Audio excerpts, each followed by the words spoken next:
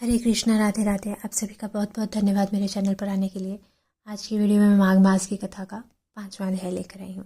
अगर आप मेरे चैनल पर नए हैं तो मेरे चैनल को सब्सक्राइब कर लीजिए और साथ ही बेल आइकन को भी प्रेस कर दीजिए ताकि हर वीडियो की नोटिफिकेशन आपको मिलती रहे। और अगर वीडियो अच्छी लगे तो कृपया वीडियो को लाइक कीजिएगा, शेयर कीजिएगा और एक कमेंट ज़रूर कर दीजिएगा।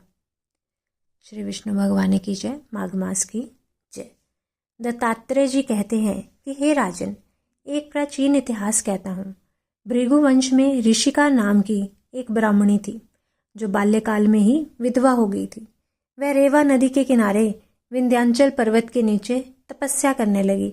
वह जितेंद्रिय, सत्यवक्ता, सुशील, दानशीलता तथा तप करके देह को सुखाने वाली थी। वह अग्नि में आहुति देकर उच्च वृत्ति द्वारा छठे काल में भोजन करती थी।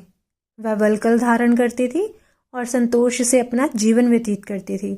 उसने रेवा और कपिल नदी के संगम में 60 वर्ष तक माघ स्नान किया और फिर वहीं पर ही मृत्यु को प्राप्त हो गई।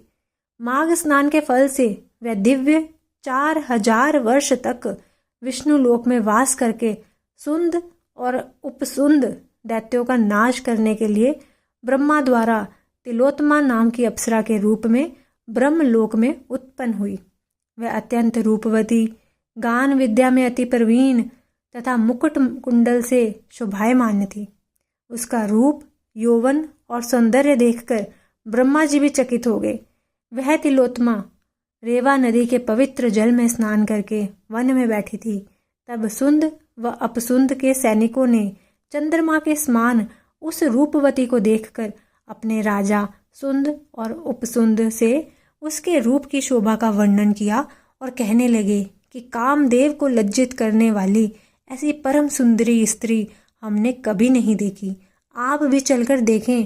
तब वह दोनों मदिरा के पात्र हाथ में रखकर वहीं पर ही आए और जहां पर वह सुंदरी बैठी हुई थी और मदिरा के पान विहल होकर काम क्रीड़ा से प्रेरित हुए, उन दोनों ने आपस में उस स्त्री रत्न को प्राप्त करने के लिए विवादग्रस्त होके युद्ध करने लगे और वहीं पर ही युद्ध करते करते समाप्त हो गए। उन दोनों को मरा हुआ देखकर उनके सैनिकों ने बड़ा कोलाहल मचाया और तब तिलोत्तमा काल रात्रि के समान उनको पर्वत से गिराती हुई दशों दिशाओं को प्रकाशमान करती हुई आकाश में चली गई और देव कार्य सिद्ध करके ब्रह्मा के सामने आई। तो ब्रह्मा जी ने प्रसन्नता से कहा कि हे चंद्रवती, मैंने तुमको सूर्य के रथ पर स्थान दिया।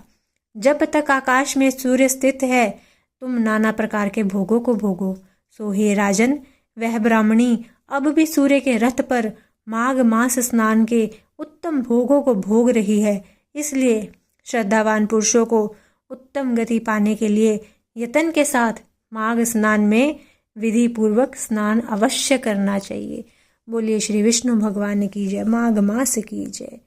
अगर वीडियो अच्छी लगे तो कृपया वीडियो को लाइक कीजिए, शेयर कीजिए ताकि दूसरों तक भी पहुंच पाए और एक कमेंट ज़रूर कर दीजिए। मिलती हूँ अपनी अगली वीडियो के साथ। तब तक के लिए सभी को हरे कृष्णा, राधे राधे।